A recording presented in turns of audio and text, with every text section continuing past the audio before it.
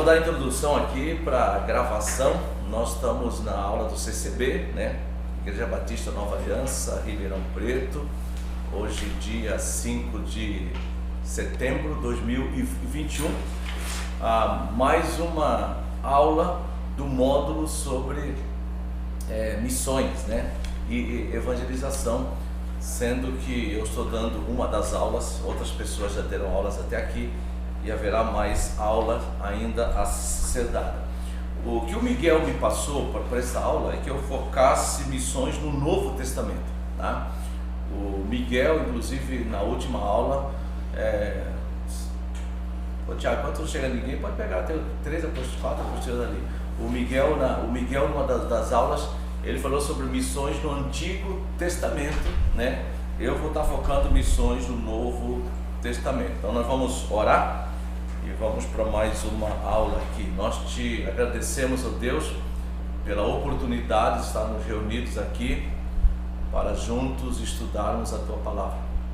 Pedimos que através do Teu Espírito, a nossa mente, as nossas emoções, a nossa vontade, os nossos desejos, o nosso corpo, inclusive todo o nosso ser, possa ser trabalhado e haja em nós a recepção, a humildade para ouvirmos a Tua Palavra, estudarmos a mesma, compartilharmos sobre a mesma e que ela possa de fato produzir na nossa vida resultados práticos de uma vida mais comprometida com os propósitos eternos do Senhor. Oramos em nome de Jesus Cristo. Amém. Ok, então você tem aí missões no Novo Testamento, conforme eu falei.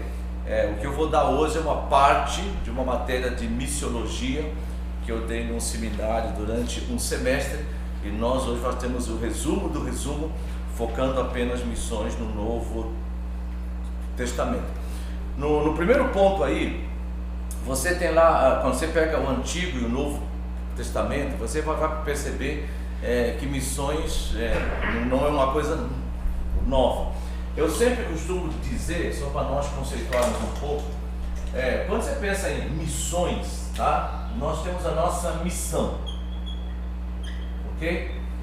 Então, por exemplo, como igreja, nós temos a missão de glorificar a Deus, né? Reconciliando e aperfeiçoando vidas em Cristo. Missões, eu sempre falo, missões é a ação ou as ações que você quer para cumprirmos a nossa missão, tá? Então, por exemplo, quando nós estamos fazendo missões, nós estamos cumprindo a missão. A igreja tem a missão, por exemplo, de levar o evangelho para todas as nações, para a glória de Cristo, tá? Então, o que é missões?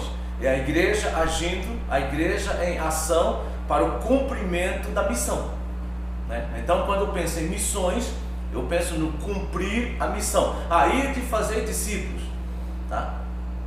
Missões, eu cumprir a missão do ir de fazer discípulos. Então, missões eu tenho como a ação para cumprirmos a nossa missão. Até rima, né? Ação para cumprir a missão, né? Quando nós falamos em missões, tanto no Antigo Testamento como no Novo Testamento, nós temos a missão que Deus dá, por exemplo, no Antigo Testamento para Israel, de ser luz para as nações, como nós temos a missão no Novo Testamento para a igreja, daquilo que a gente chama assim, a grande, por exemplo, comissão, como nós temos o plano de Deus de salvação, desde Gênesis até o livro, por exemplo, de Apocalipse. Por isso que se fala a Bíblia é um livro missionário, em outras palavras, missão e missões dentro do propósito de Deus, nós encontramos em toda a Escritura, tá? Quando você pega lá, por exemplo, João capítulo 1, olha lá o Evangelho de João capítulo 1, versículo 14, Evangelho de João capítulo 1, versículo 14, que fala sobre João 1,14, que diz o seguinte: o verbo se fez carne e habitou entre nós, cheio de graça e de verdade, e vimos a sua glória como do unigênito, por exemplo, do Pai, uma referência a Jesus Cristo, né? O verbo, fala lá no versículo 1, era Deus, no princípio era o Verbo estava com Deus e o Verbo era Deus. E o Verbo se faz carne, uma referência à pessoa de Jesus Cristo. Agora, isso não surge apenas no Novo Testamento. Desde o Antigo Testamento, inclusive quando fala lá em Gênesis 3,15, que Jesus fala entre a sua descendência e o descendente dela, este lhe ferirá a cabeça e você lhe ferirá o calcanhar, o que nós chamamos do proto-evangelho, né? Então, desde Gênesis, desde os tempos eternos, inclusive, que nós vemos que Deus já tinha o propósito, né, da vinda do Senhor Jesus Cristo para ser o Salvador. Então, isso não surge no Novo Testamento, há algo que ocorre desde o Antigo Testamento. Tanto é que você tem aí, por exemplo, na sua apostila, vários exemplos de textos bíblicos que são, por exemplo, quando o apóstolo Paulo cita em Romanos, que são textos referentes ao Antigo Testamento. E uma das coisas que nós vamos ver aqui é, por exemplo, no livro de Gálatas. Vai lá para o livro de Gálatas, e aqui nós vamos ler, e eu vou pedir que alguns de vocês leiam, eu acho que sai na gravação, por exemplo, Gálatas capítulo 3, né?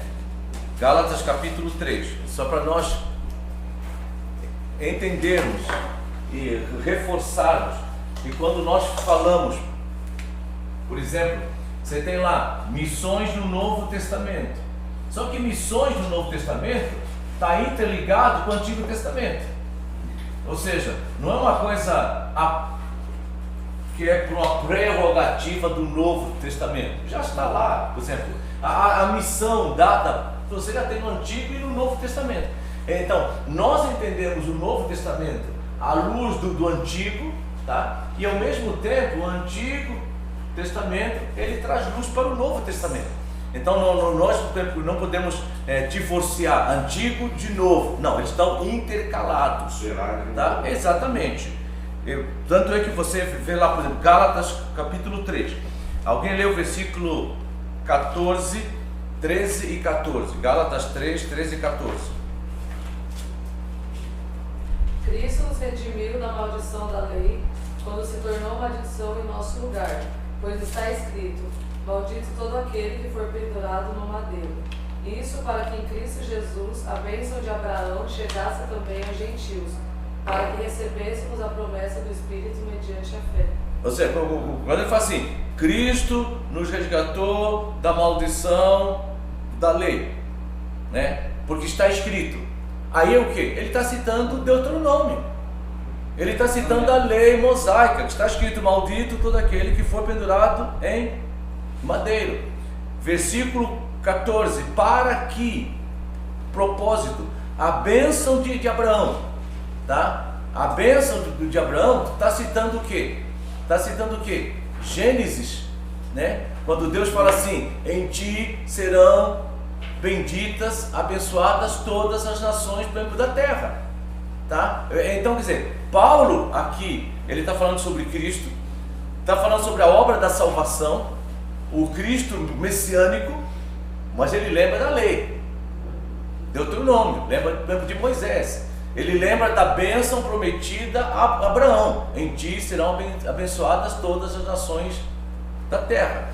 Mais adiante, em Gálatas também, capítulo 4, versículo 4, Gálatas capítulo 4, versículo 4, alguém pode ler o versículo 3 e 4, Gálatas capítulo 4, versículo 3 e 4.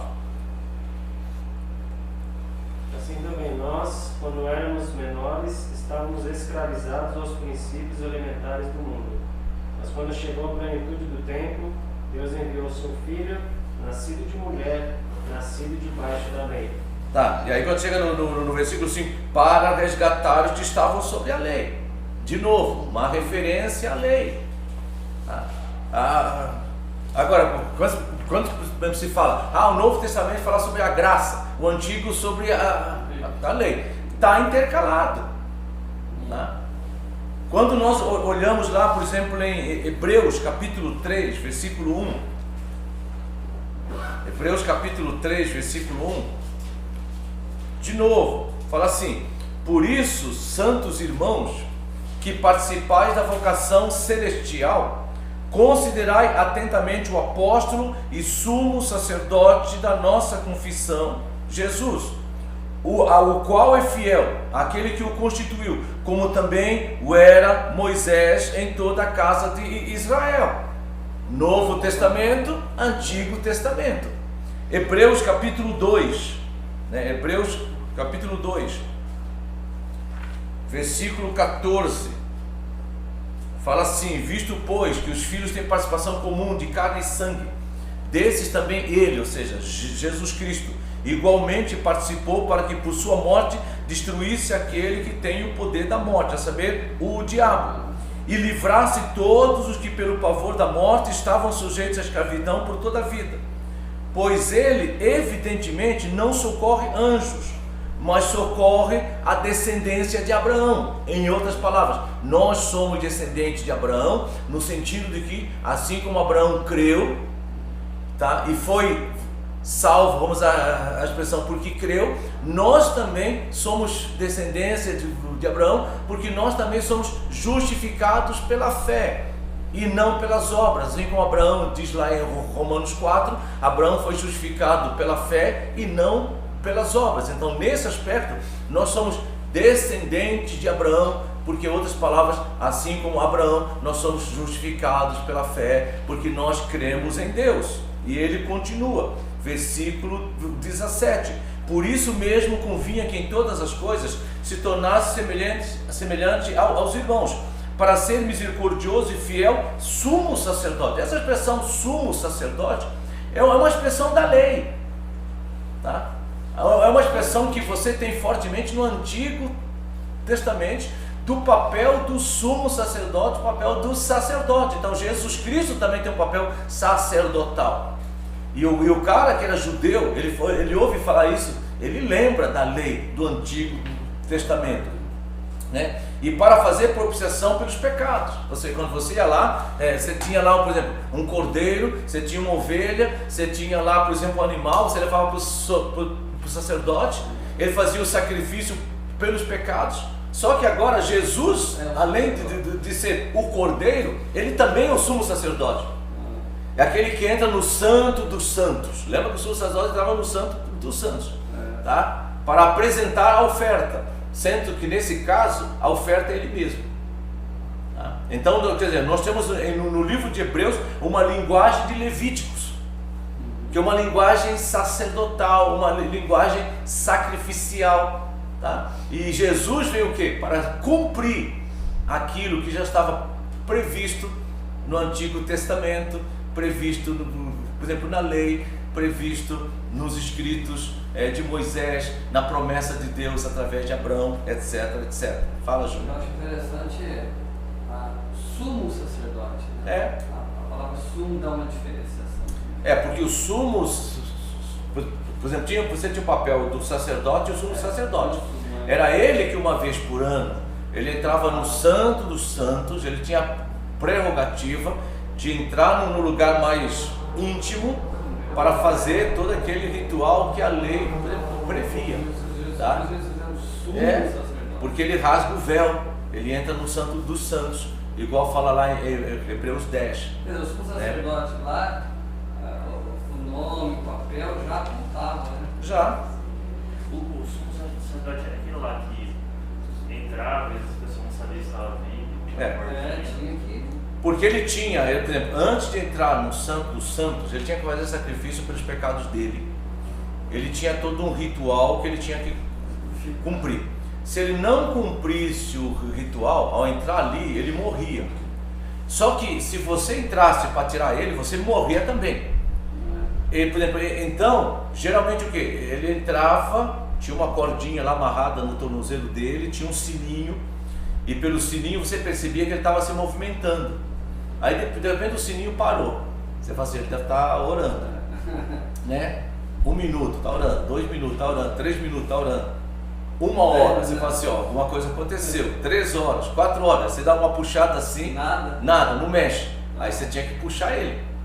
Porque se você entrasse, é a mesma coisa que a arca. Por exemplo, lembra quando o pessoal, por exemplo, está carregando a arca no carrinho de bois, e a arca depois, o carrinho mexe, a arca vai cair, eles metem a mão, o que acontece? Foram mortos. Por quê? Porque a lei de Deus previa que era um papel dos levitas e tinha todo um ritual para você fazer, para você mexer na arca. No tabernáculo, no templo no Santo dos Santos, era a mesma coisa. Não era qualquer um que podia entrar, era o sumo sacerdote. Por isso que Hebreus 10 fala, Jesus como sumo sacerdote entrou no Santo dos Santos, rasgou o véu, ou seja, ele abriu as portas para que nós tivéssemos acesso direito ao Pai, sem o medo de entrarmos na presença do Pai e sermos fulminados pela ira, que no Antigo Testamento era assim. Por exemplo, quando Moisés sobre o monte, por exemplo, Sinai, o povo tem pavor, porque você não pode chegar ao pé do monte, você não pode tocar, por exemplo, no monte, tá? E era assim, por exemplo, o que acontecia. Agora, Jesus não, Jesus rompe isso, para que nós em Cristo possamos ter esse acesso à presença de Deus Pai, sem termos o medo de sermos fulminados. Por quê? Porque Ele é a propiciação pelos nossos pecados. Ou seja, a ira de Deus Pai caiu sobre Ele, para que nós fôssemos libertos da ira de Deus, perdoados, justificados, recebemos a adoção, por exemplo, de filhos, tá? Tanto é que foi uma das partes da mensagem, por exemplo, de domingo passado. Ou seja, na pregação da reconciliação, em Cristo nós somos reconciliados, e essa expressão reconciliados foi resolvido o problema da inimizade com Deus, foi por exemplo, resolvido o problema de estarmos debaixo da ira, tá? Por quê? Porque nós somos bons? Não, porque Cristo levou isso sobre Ele, é a expressão da propiciação, Ele pagou o preço, porque a justiça de Deus exigia que sem derramamento de sangue não há perdão de pecados, e Jesus morre exatamente para que nós pudéssemos ter nele a justiça de Deus Pai, tá? Agora, isso já está previsto no Antigo Testamento, tanto é que alguém leia lá Hebreus capítulo 10, vê lá Hebreus capítulo 10. O livro de Hebreus é o melhor livro que você tem para entender Levíticos, e Levítico é o melhor livro que você tem para entender Hebreus, tanto é que se você um dia quiser fazer um estudo de Hebreus, leia Hebreus e Levítico. Se um dia você quiser fazer um estudo de Levítico, leia Levítico e Hebreus. Tanto é que no seminário, quando nós damos a matéria, por exemplo, de estudo de Levíticos ou de Hebreus, os dois livros são estudados juntos, ok? Hebreus capítulo 10, olha lá o versículo 1. Alguém pode ler? Hebreus 10, 1. A lei dada por Moisés não é um modelo completo e fiel às coisas verdadeiras. É apenas uma sombra das coisas boas que estão por vir. Os mesmos sacrifícios são oferecidos sempre, ano após ano. Portanto, como pode a lei, por meio desses sacrifícios, aperfeiçoar as pessoas que chegam perto de Deus? Tá. A tradução que eu leio um pouquinho diferente é o que é? É a nova... Acho que Nova Vida. É. Porque em outras palavras, o versículo 1, por exemplo, está dizendo que a lei era a sombra daquilo que haveria, por exemplo, de vir. Ou seja, tudo que acontecia na lei apontava para o que havia, por exemplo, de vir. Por isso que vem Cristo, tá? Maior do que Moisés, Cristo maior do que a lei, Cristo maior do que os sacrifícios, porque a sombra não é maior que o objeto que a produz. Tá? Por exemplo, a minha sombra não é maior do que eu. Então, o que acontecia no Antigo Testamento era a sombra do que haveria de vir. Só que muitas vezes você fala, peraí, mas a sombra veio primeiro que o objeto que a produz? Deus faz essas coisas, né? Porque geralmente você tem primeiro o objeto, eu estou diante da luz, aí tem a sombra. Só que no caso você tem a sombra primeiro, mas dizendo o seguinte, há um objeto que já produz. Esse objeto não como coisa, mas como sujeito, é Cristo. Como plano humano é diferente do plano de Deus, né? A pessoa teria a sombra, né? Por isso que quando João Batista, por exemplo, vê Jesus, fala assim, eis o Cordeiro de Deus que tira o pecado do mundo. Por quê? Porque o pessoal, aquele cordeiro oferecido lá, por exemplo, na Páscoa, oferecido no Antigo Testamento, era uma sombra de uma realidade. Ou seja, ele apontava para algo maior. Por exemplo, o livro de Hebreus fala que era uma coisa imperfeita, incompleta, mas que apontava para algo maior, perfeito, completo, que era o sacrifício do Senhor Jesus Cristo. Aí o Jeremias já dizia que... Aí você vê em Jeremias, Isaías, Oséias, muitas outras passagens do Antigo Testamento que falam isso. Por exemplo, olha lá para Hebreus, tá? Tem uma expressão aqui no livro de Hebreus, capítulo 9, tem uma expressão que a gente nunca pode se esquecer dela, e o tempo inteiro nós temos que lembrar a respeito do sacrifício de Jesus Cristo, tá? Por exemplo, alguém lê o versículo 9, Hebreus 9:9.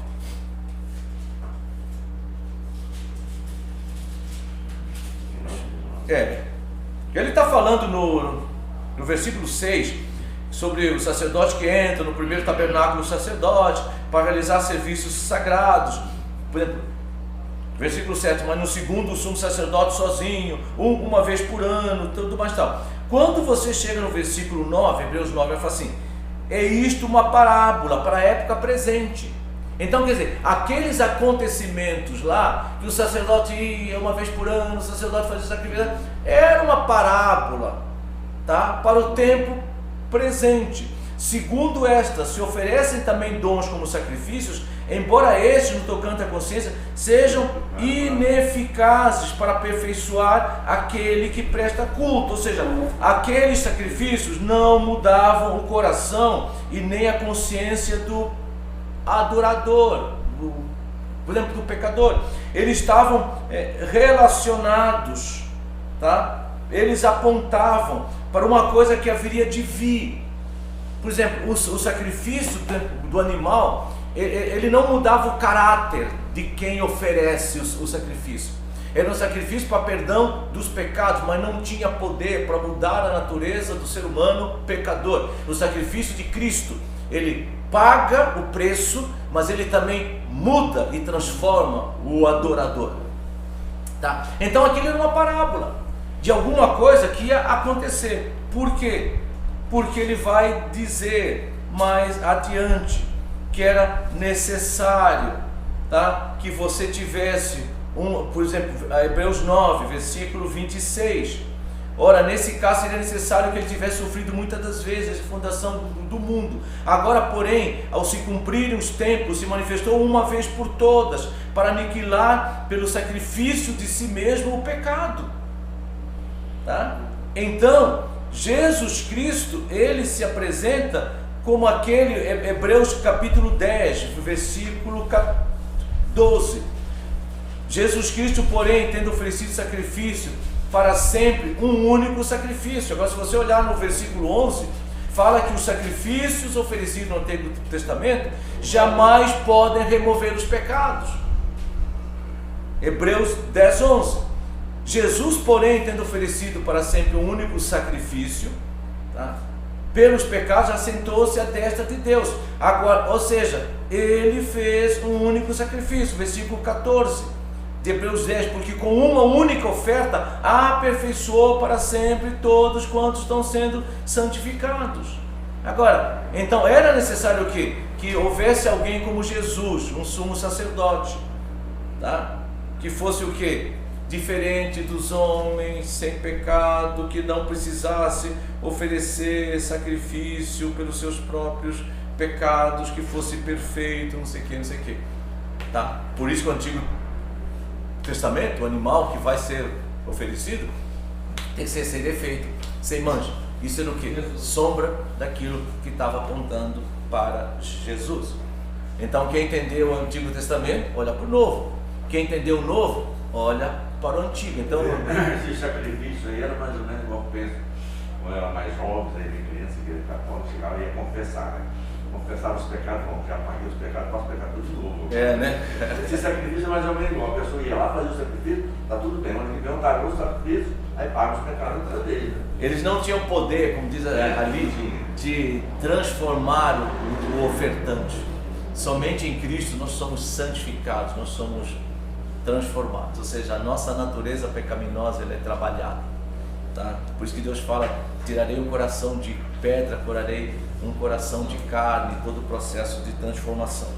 Aí você tem então, no terceiro ponto, a expansão da igreja, sempre lembrando que o grande enfoque do Novo Testamento é de que o Filho do homem, Jesus Cristo, veio para dar a sua vida em resgate, mas ao mesmo tempo ele fala assim, que ele veio para edificar a sua igreja, e as portas do inferno não prevalecem contra o avanço da igreja, conforme nós lemos no Evangelho de Mateus. Então, tanto é que Atos capítulo 1, abre a sua Bíblia, Atos capítulo 1, e aqui nós vamos focar a nossa responsabilidade missionária no Novo Testamento. Atos capítulo 1, onde eu falei um pouco do John MacArthur, também nunca me esqueço no encontro, o John MacArthur, quando começou a falar sobre Atos 1, ele fala assim, escrevi o primeiro livro, o Teófilo, relatando todas as coisas que Jesus começou a fazer e ensinar.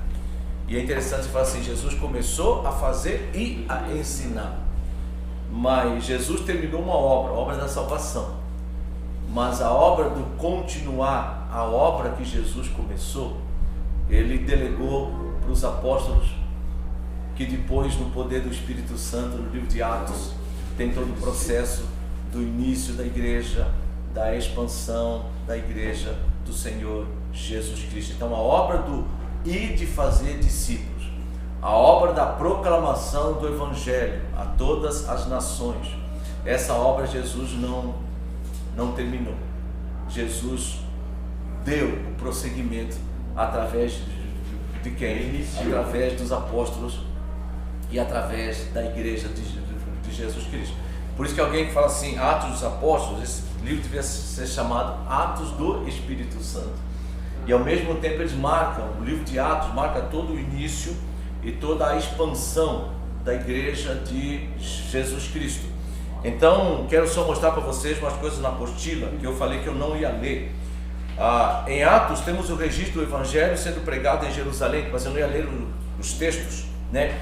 E depois da dispersão, por causa da perseguição, o Evangelho chega a Samaria. Inclusive o texto que o pastor Oscar foi pregado hoje, que foi passado, por exemplo, para ele, está lá Atos capítulo 8, que fala assim no versículo 4, entre mentes os que foram despertos iam por toda parte pregando a palavra. Tá? E aí fala assim, e depois Filipe descendo de Samaria, anunciava-lhes a Cristo. Lembra que Atos 1:8 fala assim, recebereis poder ao descer sobre vós o Espírito Santo e sereis minhas o quê? Testemunhas. Gente, a palavra testemunha é a mesma palavra para mártir, a palavra martireu, tá? Que é exatamente o que? São pessoas, se você perceber, que acabam pagando o preço por causa do Evangelho de Jesus Cristo. Agora, é interessante que Atos 1:8 fala assim, vocês vão ser testemunhas em Jerusalém, aonde depois? Judeia, Samaria, até os confins da terra. A minha pergunta é o seguinte, aonde eles deviam ser testemunhas primeiro?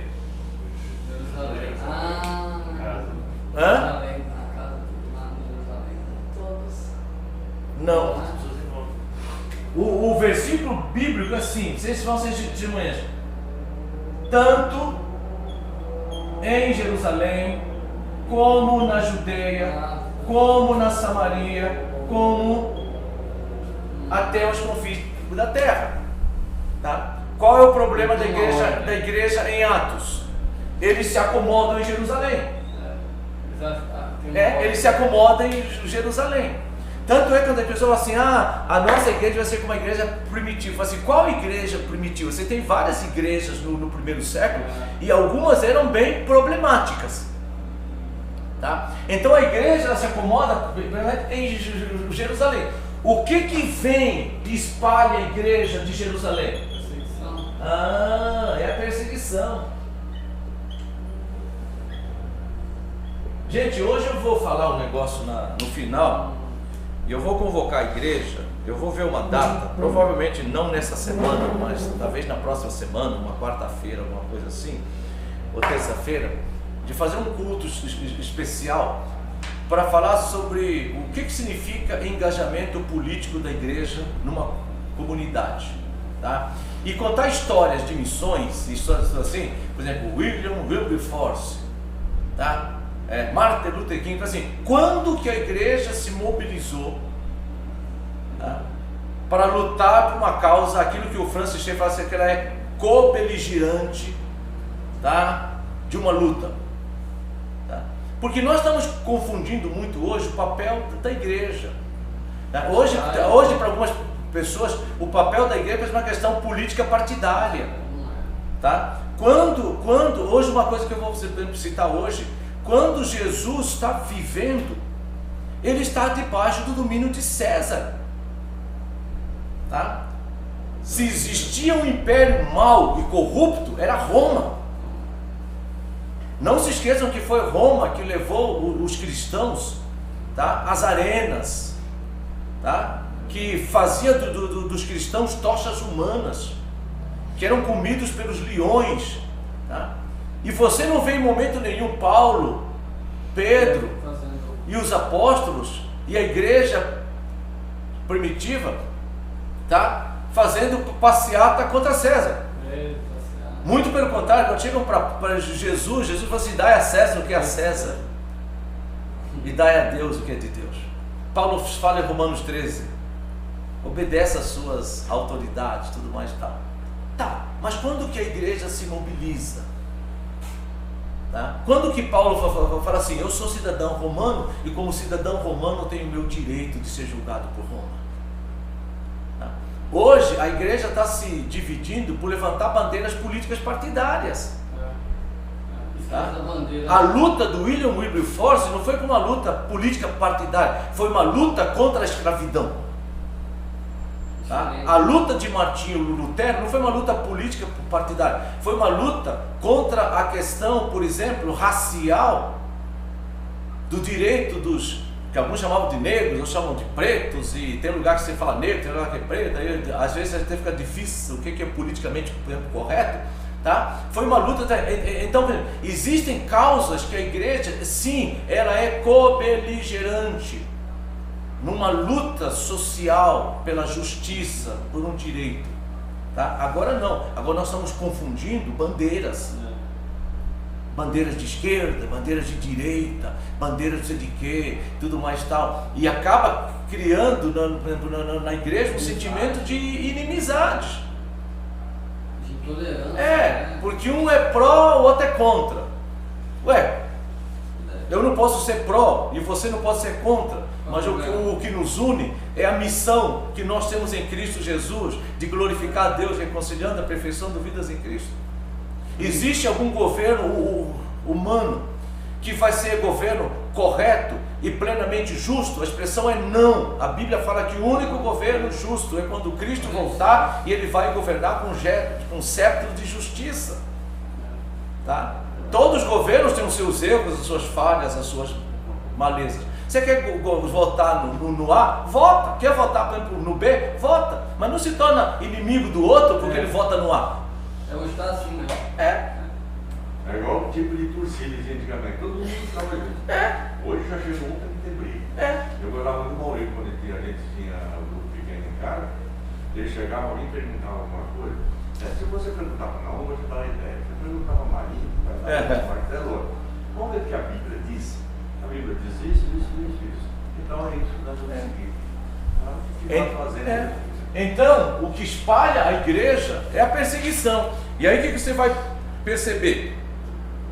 Que a igreja vai aos gregos, Atos 8, se você olhar lá, por exemplo, versículo 17 e em diante, a igreja ela vai aos gregos, A igreja, Atos 17 e 18, não Atos 8, mas capítulo 17 e 18, a igreja chega a ter os bárbaros, as pessoas que não tinham tanta cultura, chega a ter os romanos, ela chega às pessoas cultas em Atenas, as pessoas incultas em Listra, chega à casa de pessoas nobres como Teófilo, às casas de César, chega a escravos como Onésimo, ou seja, o evangelho era pregado a toda parte, a todas as pessoas, tá?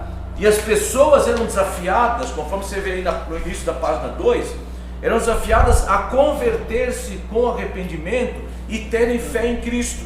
Por exemplo, aquilo que está em Atos capítulo 20, versículo 21, que fala assim: testificando tanto a judeus como a gregos, o arrependimento para com Deus e a fé em nosso Senhor Jesus Cristo.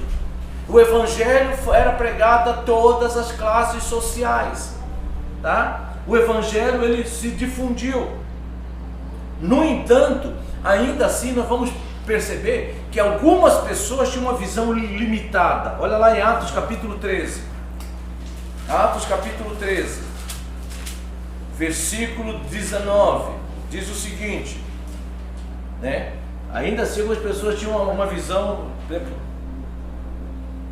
limitada, né?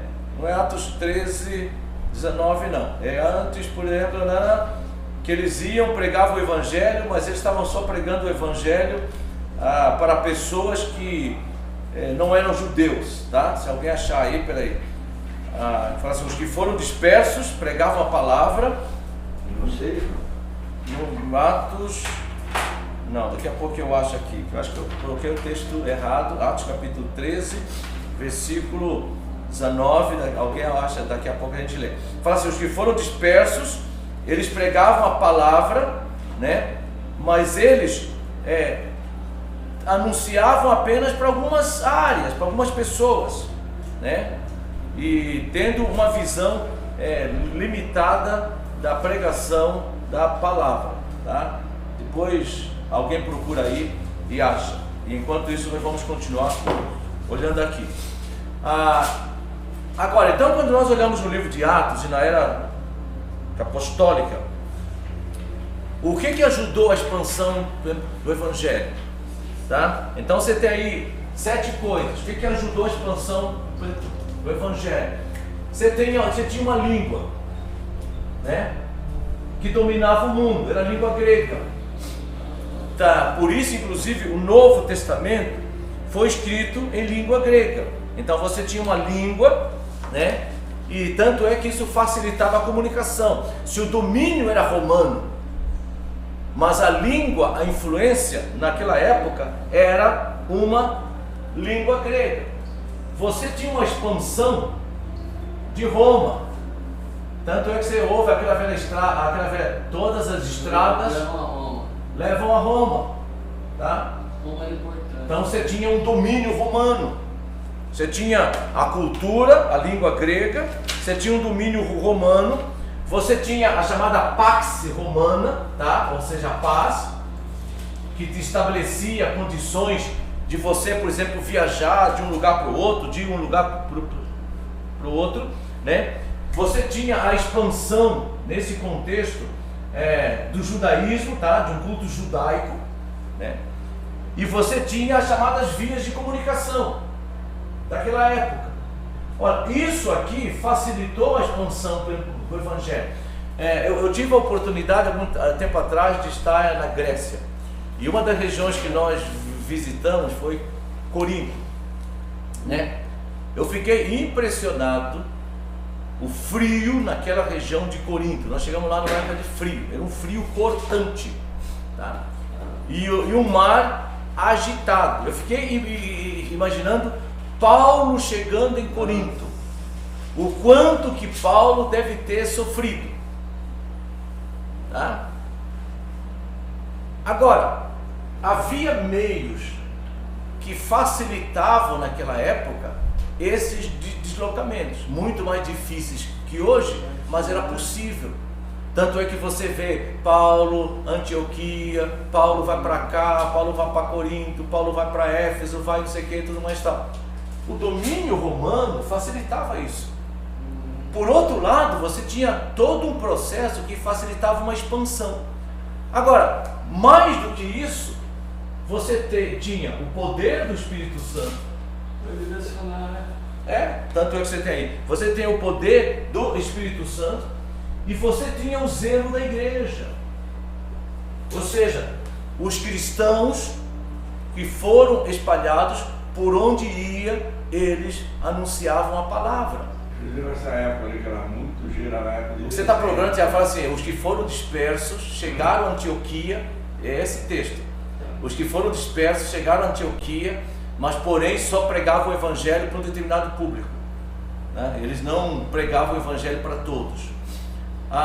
Por exemplo, então você tinha o que também? Você tinha língua, você tinha, por exemplo, Roma, a paz romana, o culto judaico, vias de comunicação, você tinha o poder do Espírito Santo, o zelo da igreja, que facilitaram todo o processo da expansão da igreja, naquela época. Ela chega até inclusive África, por exemplo, o eunuco de Filipe 8, é África, tá? Ele chega a partes do mundo que nós, naquela época não tinha internet, não tinha celular, não tinha redes sociais, não tinha avião. Por exemplo, no dia de Pentecostes, você vê lá que quando o Espírito Santo desce, fala que havia pessoas de várias regiões, tá? Aquelas pessoas quando saem e voltam para os seus locais, eles levam o quê? Eles levam o Evangelho de Jesus Cristo, né? Agora, quando nós pensamos no nosso mundo atual, e aí a gente precisa fazer uma correlação, e eu vou inclusive agora apagar um pouco aqui.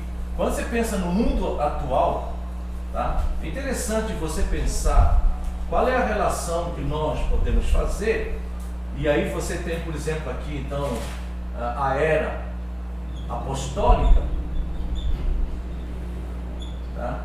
Então quando você pensa no mundo atual, você tem aí uma língua chamada língua universal, então que hoje é quase a língua inglesa, tá? Que facilita muito, embora que espanhol, alguns lugares é espanhol, é chinês, mas ainda a língua que você fala chamada língua universal, ainda hoje você tem a língua inglesa. Se na época você tinha Roma como centro do mundo, né? Aqui nós vivemos numa época de globalização. Ou seja, aí só. É o que fala que eles só pregavam aos judeus? Atos 11:19. Então, em vez de ser 13, é Atos 11. Eu errei aqui, coloquei Atos 13. Vou falar assim: Atos 11, 19. Então, os que foram dispersos por causa da tribulação que sobreveio a Estevão, de Atos 4, se espalharam até Fenícia, Chipre, Antioquia, não anunciando a ninguém a palavra, senão somente aos judeus. Alguns deles, porém, que eram de Chipre e de Cirene, e que foram até Antioquia, falavam também os gregos, anunciando-os o Evangelho de Cristo e tudo mais e tal. Ou seja, o pessoal saiu lá de Jerusalém só anunciava para os judeus, tá? Mas alguns de outras regiões, de Chipre e Cirene, começaram a pregar também para os gregos. Por quê? Houve a expansão, mas uma expansão com uma visão errada, tá? O pastor Ari Veloso foi muito mal compreendido quando ele chegou no processo de implantação da Igreja Batista do Morumbi. Ele defendia uma questão muito séria no processo de implantação de igreja. Ele era contra, no bom sentido, essa visão. Você vai começar uma igreja em Ribeirão Preto, então você vai procurar a periferia mais pobre de Ribeirão Preto, e aí você começa a evangelizar lá, e geralmente você começa a evangelizar o quê? Crianças, tá? Começa a fazer aqueles programas com crianças, e aí você começa a evangelizar as mães das crianças, e aí você começa a implantar uma igreja. O Ari defendia que isso é estratégia errada, tá? Porque quando você começa a evangelizar crianças e mães, geralmente você não atinge os pais. Tanto é que você pode ver que tem muitas igrejas de periferia, tem lá 60 mulheres, os pais nada, verdade.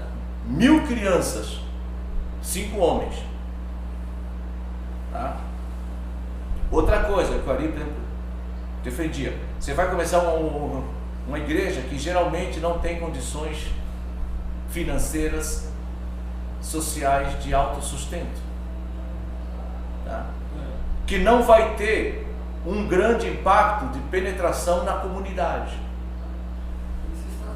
Então o que o Ari defendia, tá? Você vai começar uma igreja em Ribeirão Preto, qual é o ponto de maior influência de Ribeirão Preto na cidade? Quem são as pessoas que ao alcançar em Ribeirão Preto vão ter um impacto na comunidade como um todo? Né? Tá? Por isso, quando ele começou a Igreja Batista Morumbi, ele começou com essa visão. Aí o pessoal fala, o Ari Veloso é uma igreja só elitizada. Ele falou, não. Ele fala assim, eu também evangelizo o pedreiro, eu também evangelizo dona de casa.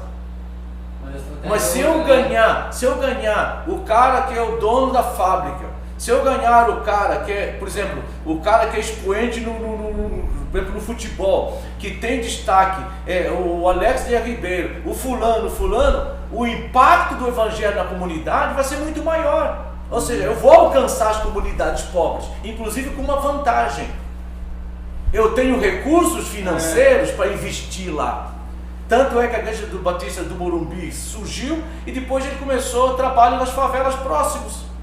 Mas aí você tem recursos financeiros para começar o obreiro. A última vez que eu estive lá, eles montaram uma quadra muito bonita de futebol, salão e tal. Eles têm uma série de esportes para a comunidade carente lá atrás, que se fosse a comunidade carente, não tinha condições de ter aquela estrutura. Tá? E eles criaram essa estrutura. Tá? Agora, isso não está muito longe da estratégia de Paulo. Paulo ia para as metrópoles. Agora, quando Paulo chegava, onde ele ia? Quando ele chegou na Grécia, onde ele ia? Ele foi no Areópago. Ele ia nas sinagogas. Ele ia nos lugares que eram os lugares de influência da época. O Russell Shedd disse o seguinte, algum tempo atrás, se o Paulo estivesse pregando o evangelho no Brasil hoje, sabe onde ele ia? Ele ia para Nossa Senhora de Aparecida, tá? Ele ia para o centro de São Paulo, Rio de Janeiro. Por quê? Porque são regiões neurálgicas e vitais. Nós temos um missionário que estava numa região para evangelizar um determinado tipo de pessoas. Não posso falar, está gravado aqui, tá? A própria missão falou assim, olha, você sai daqui, vai para essa região do mundo, porque nessa região do mundo você vai alcançar muito mais pessoas disso aqui. Por exemplo, se eu quiser evangelizar, eu tenho um amigo tinha um amigo conhecido chamado Kenkudo, que era da CEPAL. Ele trabalhava com os japoneses em São Paulo. Muitas das vezes eu falo assim, eu quero evangelizar chineses. Eu não preciso ir para a China evangelizar chineses. Você precisa saber disso. A comunidade chinesa em São Paulo é muito grande. E provavelmente eu tenho mais sucesso evangelizar chineses em São Paulo, porque eles estão fora do seu habitat normal, fora da sua zona de conforto, eles estão mais fragilizados, então muito mais abertos ao evangelho. Então é muito mais fácil eu evangelizar um chinês em São Paulo do que na China. Só que os chineses de São Paulo, você vai por exemplo nos aeroportos, eles estão sempre indo para a China, eles fazem negócios, vão, volta. Então esse vai e volta, esse camarada que é ganhado por Cristo em São Paulo, ele vai ser muito mais do que eu, eficiente para evangelizar lá. Essa é a visão do John Haggai, do Instituto Haggai, porque a visão dele é o seguinte: melhor pessoa para ganhar pessoas do povo é o seu próprio povo. Então treina pessoas do povo, capacita pessoas do povo, ganha pessoas do povo e deixa que eles façam a obra da evangelização. Tá? Isso tem a ver com estratégia. Tá? E por exemplo, você pega, por exemplo, por que algumas igrejas cresceram muito no Brasil entre tribos indígenas? Quando começaram a ter líderes indígenas. tá? Pastores indígenas. Por exemplo, quando nós começamos uma igreja em Mariana, Minas Gerais, ela começou com diretores da Samarco, que vocês conheceram aí como pessoas da tragédia. Só que a Samarco tinha uma vila residencial que era mais ou menos o seguinte: tinha a parte alta, parte mais baixa e parte baixa. Aqui era a elite da Samarco, eram os diretores da Samarco. Então, tanto é que eles tinham uma vista muito grande. Aqui eram só mansões, casas grandes. Aqui ficava a parte mais do povo, dos trabalhadores braçais. E aqui tinha uma área de lazer para esse pessoal, e aqui tinha uma área de lazer mais elitizada para esse pessoal. Nós fomos convidados para ir para lá, começamos a estudar a Bíblia com esse pessoal aqui. Porque alguém aqui começou a evangelizar aqui, sentiu necessidade e tal. Só que nós alcançamos essas pessoas aqui também. Só que aqui tinha uma vila, Antônio Pereira, o nome da vila, bem pobre. Aí um dia, um homem de Deus, grande visão evangelística, nós começamos a trabalhar aqui. Esse homem vinha aqui, ó, dar estudo.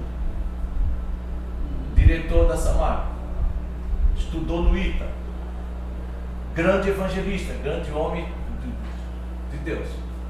Só que um dia eu cheguei para ele e eu falei, ele tinha uma empregada doméstica chamada Maria. O irmão da Maria se converteu, tocava violão mal e mal.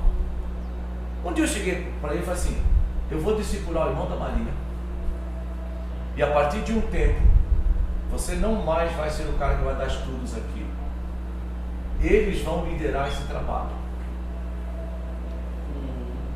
O trabalho cresceu pra caramba. Tinha algo a ver, muito mais a ver com o irmão da Maria, né? Porque ele é o quê? Ele era da comunidade. Aqui, por mais boa vontade que tem, o nível cultural era muito diferente. A linguagem, por mais simples que você tenha, não é a linguagem deles no seu dia a dia, tá? Então, por isso que o John Haggai, no Instituto Haggai, ele teve aquela visão: você treinar pessoas do povo de uma região. Você quer ganhar, por exemplo, turco, quer ganhar chinês, você quer ganhar sei o quê. Identifique pessoas cristãs nessa localização. Treine essas pessoas, que eles vão ser os melhores ganhadores de almas nesses locais. E a gente viu isso um pouco na prática, lá em Chipre, né? Quando os grupos são liderados por pastores, missionários, eles até conseguem ter alguns. Mas a gente teve o privilégio de participar de um grupo que era só liderado pelos próprios jogadores, que só eles davam estudos. A gente o quê? A gente ia ter 40 pessoas, a gente tinha que pedir a nossa igreja emprestada porque não cabia mais nas casas. Então a gente viu isso também lá. Então é isso mesmo, okay? Então você tem o quê? Você tem um contexto de globalização, você ouve falar, por exemplo, em ordem mundial, por exemplo, aquilo que acontece hoje lá no Afeganistão, não sei o quê. Ou seja, nós vivemos num contexto de pluralismo, tá? Aqui havia uma forte ênfase lá no judaísmo, tá? Nós temos os nossos meios hoje muito mais de comunicação, redes sociais, etc. Mas também como igreja continuamos tendo o poder do Espírito Santo. Como igreja, talvez o que nos falte, muitas das vezes, tá? Que nós vamos trabalhar, esse zelo, essa paixão, que foi inclusive a mensagem do domingo passado, de sermos proclamadores da palavra da reconciliação. E, por exemplo, então aquele negócio, Paulo ia às sinagogas, Paulo ia aos lugares de adoração, Areópago, lugar lá de não só de adoração, mas como discussões filosóficas, tá? Nas grandes cidades, Jerusalém, Samaria, Antioquia, Éfeso, Corinto, etc. Ou seja, o evangelho começou assim. Roma, não foi Paulo, mas grandes cidades, grandes centros, onde a pessoa procurava impactar através do evangelho, tá? Aí eu estou pulando, inclusive pode ver que na minha anotação está aqui na página amarela, já pulo para a página para 3, o que está anotado amarelo para 3, porque eu já sabia que o nosso tempo não ia dar para dar tudo, tá? Então você tem o ponto 2 aí, nossa visão do mundo, eu não vou citar, na página 3, ponto 2, nossa visão do mundo, ou seja, igual Isaías, olha ao redor, mundo de materialismo, hedonismo, humanismo, relativismo, machismo, imperialismo, etc., né? Olha para a questão da urbanização das megacidades, os problemas urbanos de pobreza, desigualdade, crime, violência, densidade populacional, desemprego, problemas ambientais, questão teológica, catolicismo, protestantismo, sincretismo religioso, islamismo, secularismo, etc. Mas olhe para cima, igual Isaías fala, para a proeminência de Deus, para a santidade de Deus, para o poder de Deus. Olhe para dentro de você mesmo, questão dos nossos pecados, questão da necessidade da purificação e da consagração. Quando Isaías fala aqui, eis-me aqui, envia-me a mim. E aí tem uma pergunta, qual a sua participação, tá? E aqui eu grifei nos 10 minutos finais o seguinte: os que apoiam, cristãos e igrejas que contribuem e oram com a visão de novos horizontes. É aquilo que você tem em Romanos capítulo 10, né? Quando você olha lá e você vai perceber que a Bíblia tem novos horizontes, a partir do versículo 12, quando fala que não há distinção entre judeu e grego, uma vez que o Senhor é o Senhor de todos, rico para todos aqueles que o invocam, tá? Ou seja, todos os que invocam, sejam eles judeus, gregos, brasileiros. Por exemplo, o Sandro estava escrevendo um negócio sobre missões, e uma coisa muito interessante, aquilo que o pessoal chama questão reversa. Muitas pessoas, quando olham para Inglaterra, França, Espanha, Suécia, Suíça e muitos países europeus, Escócia, e alguém fala assim, eu vou fazer missões nesse lugar, a pessoa fala assim, ué, as pessoas parecem que se esquecem e estão alienados do mundo. Esses lugares se tornaram campos missionários, são muito mais secularizados e muito deles até ateus, tá? Do que os chamados países religiosos como o Brasil, por exemplo, tá? São campos missionários. Assim como o Ari dizia, gente rica também precisa do Evangelho, gente universitária também precisa do Evangelho. E muitas das vezes nós temos a tendência de criticar um ramo do catolicismo romano, que faz uma opção para os pobres, incultos e iletrados, mas às vezes na prática, nós não falamos isso na escrita, mas às vezes na prática nós temos essa mentalidade. Parece só tá? o pobre Parece que o Evangelho é só para a comunidade carente. Tá? E não, ou seja, nós temos que ter uma ampliação da nossa visão, que o Evangelho é para todos. Tá? E a Bíblia deixa claro isso, ou seja, então nós precisamos de ter pessoas na igreja que influenciam na ampliação da visão. Tá? E talvez você vai ser aquele que vai orar e trabalhar para que a igreja tenha uma ampliação da sua visão do alcance do Evangelho de Jesus Cristo. Tá? Há aqueles que enviam, como por exemplo a igreja de Antioquia, né? Ou seja, os que enviam, igrejas, agências de envio, enviando cristãos comprometidos, desejosos de alcançar outras pessoas, com uma visão de novos horizontes. Tá? Nós estamos enviando para alcançar novos horizontes. E deixa eu dizer um negócio para vocês, e fica, por exemplo, gravado aqui, que às vezes surge a pergunta aqui, tá, a gente envia pessoas para lá, e quem faz missões, ou seja, cumpre a missão aqui, é a igreja que está aqui. Como ali, como ali. Ou seja, porque muitas das vezes, aquilo que eu falei no domingo passado, a missão de termos a palavra da reconciliação não é tarefa só de missionário, evangelista, pastor. É de todo cristão. Ah, então nós estamos enviando missionário para lá, quem vai evangelizar aqui? Somos nós. Somos nós. Tá? Quem faz missões regionais? Somos nós. Quem faz missões para alcançar as cidades perto de Ribeirão Preto? Somos nós. Então nós enviamos pessoas para onde? Para onde nós não temos alcance. Tá? Do ponto de vista geográfico, do ponto de vista físico. Mas as pessoas desvinculam a pregação do evangelho individual com missões. Parece que eles tiram a responsabilidade de todo cristão para os missionários. Né? Por outro lado, qual a sua participação? Os que plantam. Cristãos comprometidos com a visão e poder de Cristo levarão o evangelho aos não alcançados.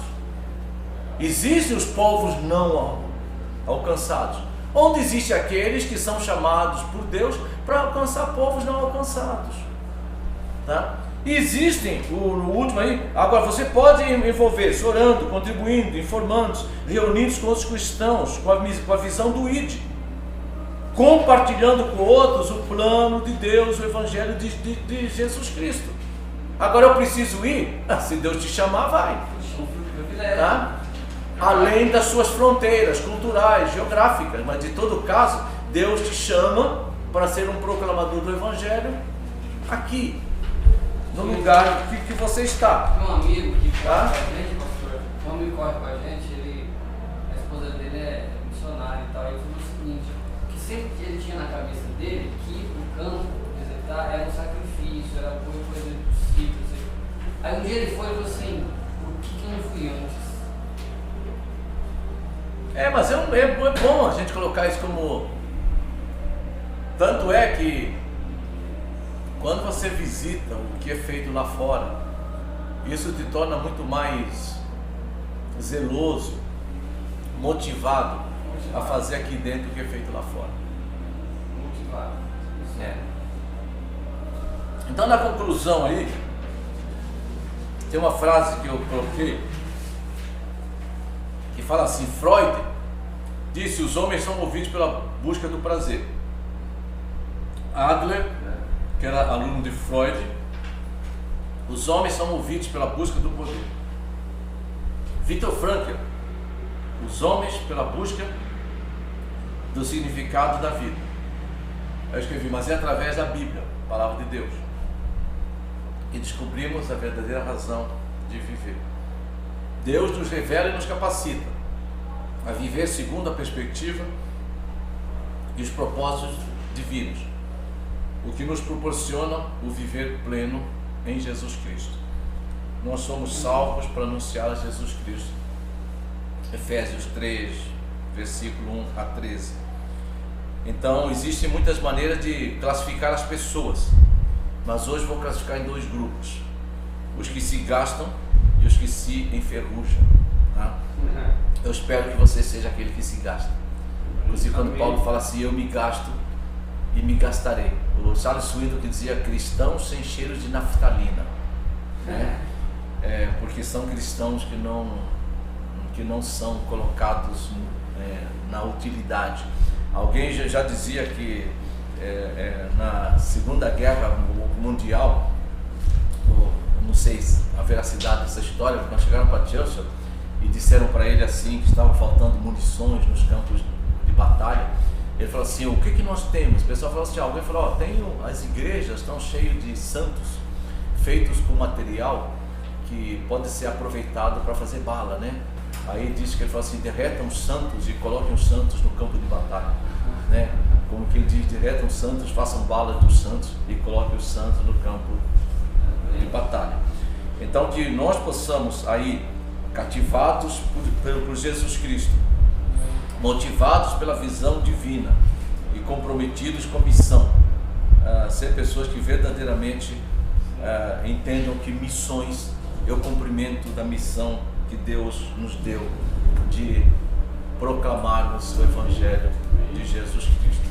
Ok? Então, é a nossa aula de hoje. Que Deus possa ricamente nos dirigir pela sua graça para a expansão do Evangelho, edificação da igreja